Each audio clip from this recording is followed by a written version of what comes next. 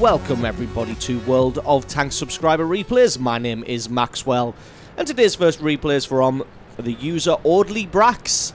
That is, I think that's how it's pronounced, Aldi, might be Aldi actually. Aldi Brax, and he's driving the T32 on a standard battle on the Tundra. T32 is a Tier 8 heavy tank for the Americans. It's a bit of a terrible stock grind, the T32 actually. When you first buy it, it's very, very, very lackluster to say the least. Its gun is pretty terrible, its turret armor pretty terrible, its speed pretty terrible. This thing will just make you want to cry into your cereal until it just goes away. So you can see straight away, Aldi's going to be heading over to the right-hand side, but finds a KV3 here, so a couple of guys stop to have a few shots at him. I think he probably hit him in the fog of war, but it looks like 2 of the last 3 shots have gone astray, not being able to land any damage on that KV3, and that KV3 has thought better of his choice of direction, and is now backed off behind some rocks. Aldi going to continue pushing all the way to this right-hand side here. You can see he's going to have to square off against a Conqueror and a T71. He's got 2 medium tanks for backup there. But I think he realises that this is just going to be one big, long, protracted battle. And it's not really something that he's going to want to get embroiled in right now. Sees that forces on the hill are a little bit stacked in their favour, but the enemy team has a lot of tanks in and around their cap circle at the moment, not really wanting to push out. So I think he's seeing an opportunity here to maybe attack against those tanks. This one is a little bit slow to get started, so I'm just going to speed this up until we get into the action. You can see having another shot at the KV3 there. Unfortunately, even with a premium round, that one did bounce. Now he's going to use this opportunity to push on forwards. Like I said, I think he had a quick look at the minimap and spotted an opportunity here that he would be able to sneak down into this river area and maybe make something happen from here. There is still that Tiger 2 pushing all the way around the hill. He's only got 1 shot from death, so if Aldi can land a shot on him, which he does indeed, he can take him out quickly. And that is the threat of that Tiger 2 eliminated now. That Tiger 2 was really causing a scene for the Allied team there. Going to be lending a hand now in the centre. I think he's probably just got a bit of a vendetta against this KV3. Wasn't able to hurt him early on, so he's going to try and hunt him down now. Allies on the hill have all but got that secured. Not really able to land much on this KV3. There we go. Finally, his side armour is presented just as he drops into the fog of war, so until he reappears again, we're not going to know if that did any damage. KV3 activating its Soviet cloaking device there and just disappears from view. Does get spotted out now by somebody, probably from that KV3. Looks like he did land that shot, as he only has 149 hit points left. Now Aldi's going to use this opportunity of the KV3 moving forwards to head up into towards the cap circle of the enemy team along this unguarded road here. And this is going to allow him to have shots on the rear of all the guys on the hill now. Got to choose his target wisely. Decides to shoot for the Tortoise, which is an excellent choice, as that thing head on is going to be really, really tough. Just having a quick look around to see if he's under threat from anybody. Not really having to worry about that, so switches his gun back via the long route to the hill. He's got to wait for that reticule to catch up. Has a shot at the Tiger 1. Takes a hit in the front from the AMX 1390, so decides to drop back. But the AMX 1390 decides to do exactly the same thing. Takes a hit from the Tiger 1. Fires one in return and then starts to drop back again. AMX 1390 uses this opportunity to come forward. Has one good shot and then drops back again. Aldi not able to load in time. Looks like his spotting was able to get the M12 destroyed, though, which is always nice. Gets another good hit on the Tiger 1 then. The Tiger 1 misses his shot. Finds the back chat with all the 5s. The artillery there. Can only see the very top of him here, but it's always worth a shot when it's artillery. Probably landed that shot, but again, we're not going to know until we have a look at the score screens at the end. Does take a hit from the Centurion 1, and the reload on this gun is a little bit slow. With the broken optics, not able to see where the Centurion 1 is, but the sneaky AMX 1390 has flanked all the way around the back, but it looks like Aldi was waiting for that, spotted him coming in at the last minute. It looks like the AMX 1390 has turned to maybe make a move and go somewhere else, but that's probably going to prove to be his undoing. As Aldi repairs his track, reverses down, and is able to take him out no problem whatsoever. Can he get a shot on the side of this Jagdpanther? He can't just yet, as the Jagdpanther disappears from view behind the rocks. Now he's going to take back to the road. Allies have definitely won the fight on the far right-hand side on that hill, but they've drastically lost the battle on the left-hand side. T31 going full ham here, just decides to go in for the T32, but Aldi does the smart thing here of turning his turret all the way to the back so the T71 can't fire at anything but the turret. Well, he could have just driven forwards, and then he would have been able to hit the T32, and then a wild Jagdpanther appears from nowhere, and Aldi's going to have to try and get a hit on him. If he can pull alongside him like this and stay there, he's going to be in a good position. As it is, he's going to have to try and turret hug him. And there we go, another shot turned aside by the mighty, mighty turret of the T32. Jagdpanther taking fire here. He's going to try and reverse to get a shot somewhere else, but again, just plants that one into the turret and it doesn't do any damage whatsoever. One more good hit will be all he needs. There we go, that's kill number 4. Now he's going to have to switch his attention to that right-hand side again. Allied team did handily win that battle, but it looks like now the enemy tanks from that far left-hand flank have swooped around and have now cleared up the allies that were in the area. Aldi's going to be dropping back towards his own base. And T32, not the speediest tank in the world, so we're just going to speed this one up a little bit.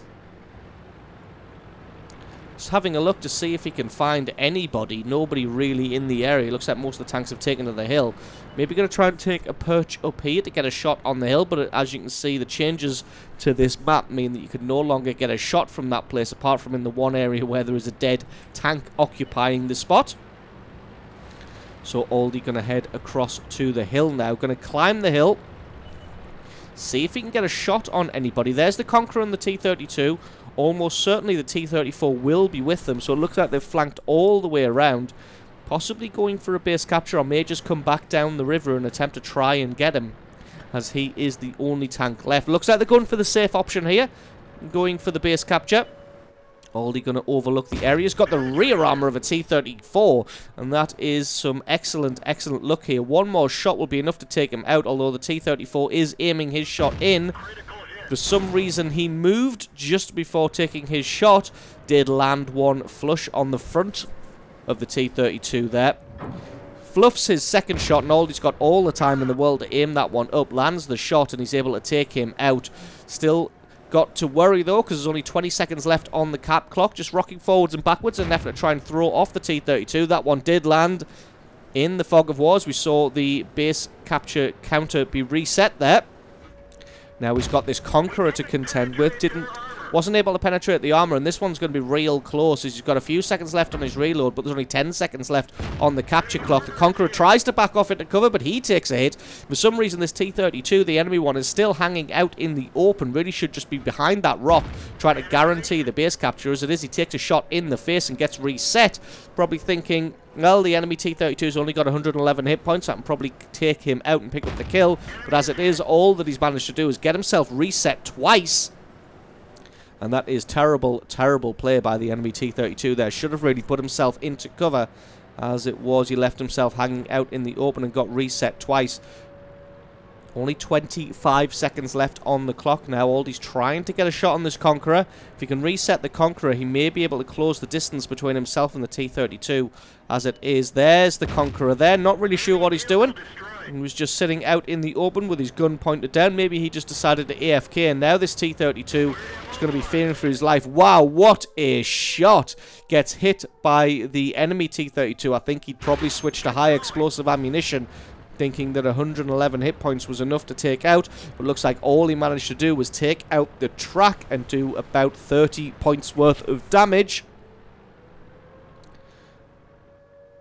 Aldi Brax was able to repair his track in time, and now he's going to have to try and close down the distance between himself and this other T32. Both of them just a one shot. as long as they're using AP ammunition, that is. So it's really going to be a case of fastest fingers first. Whoever's well, Aldi knows exactly where the enemy T32 is, so he comes around the corner. He hasn't got the turret traverse, and Aldi's able to take him out. Pick up kill number 7, 5,000 points of damage, probably a bit more because he landed some shots in the fog of war there. And picking up the victory for his team, alone against 3 heavy tanks at the end there, working his magic to reset them long enough to be able to close the distance, get in there, and pick up the win. So awesome replay from you. Thank you very much for sending that one in. Don't forget to stick around because there's another game coming right up.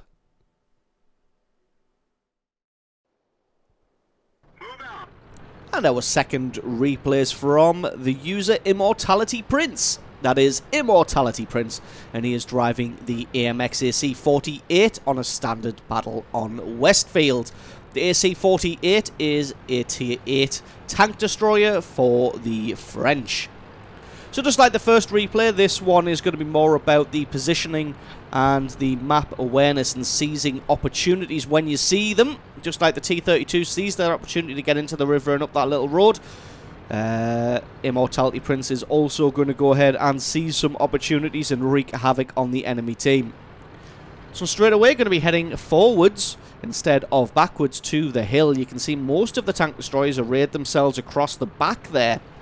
Quite a lot of tank destroyers on the allied team, so they're going to have to play this one carefully.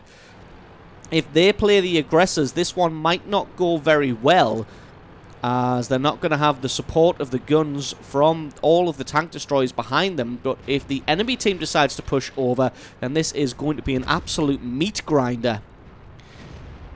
VK3601 gets himself eliminated very, very early on. Too far forward and too high up. Gets himself taken apart.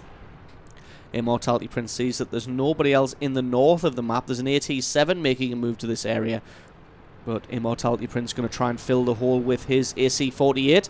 As you can see, there was a KV-1S in the trees in the background there, but he got himself taken out. But they've got to be careful that there isn't somebody camped way in the back there, ready to pop one into your face as soon as you come over the top. And there we go. You can see him reversing and trying to position himself to get a shot on this T-150. Gets a great hit through the side of the turret of the T-150 there.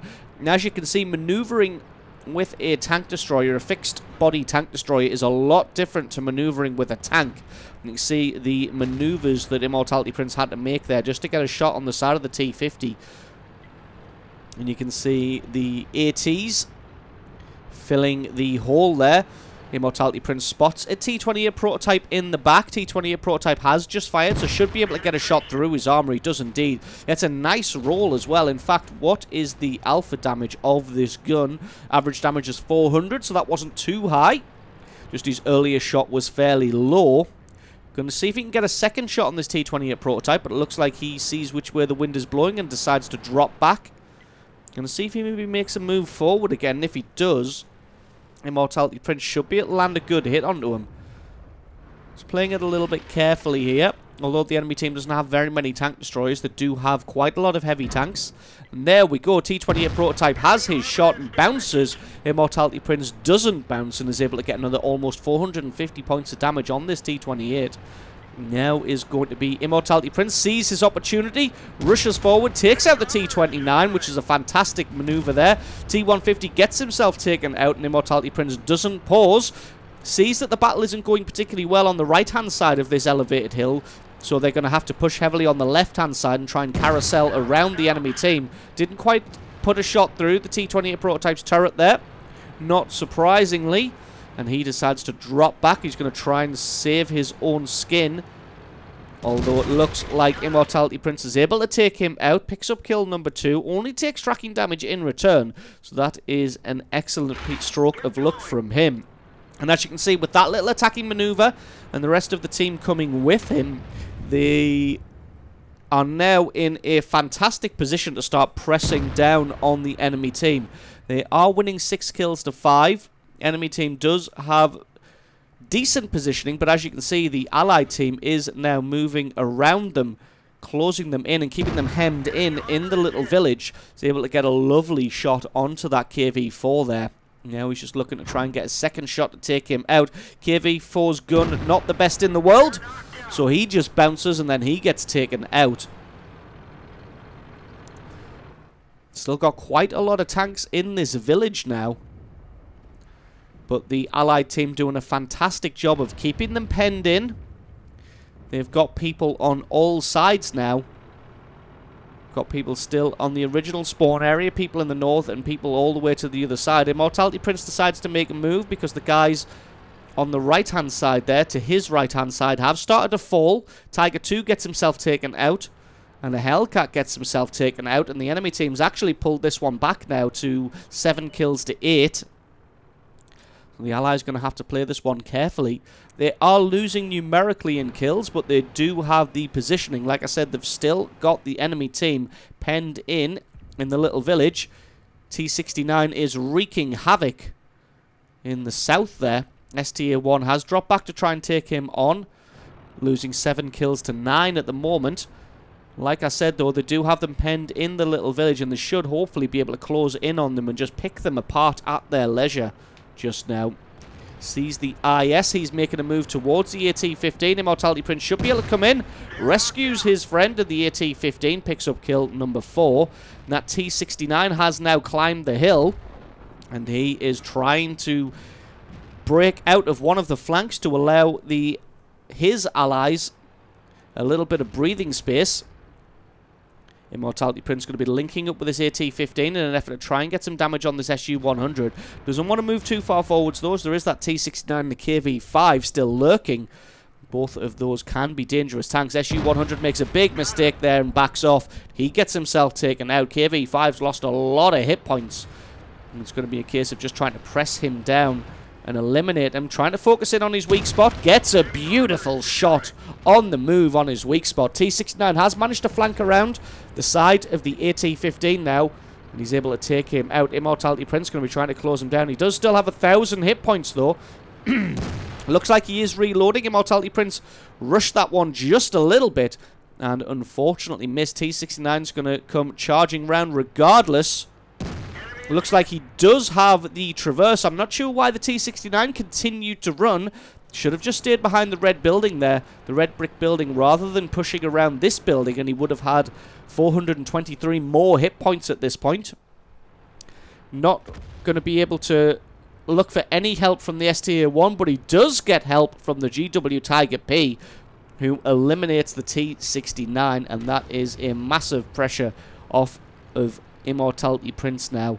And himself and the STA-1 are going to be able to just close in at their leisure on the enemy cap circle. And going to be hunting the SU-14-2. And that's always the best Top Gun medal when it happens accidentally. When you've been fighting tooth and nail, and all of a sudden you realise that you've achieved a Top Gun medal. Gets a great shot on the SU-14-2. Able to take him out. Picks up kill number 7.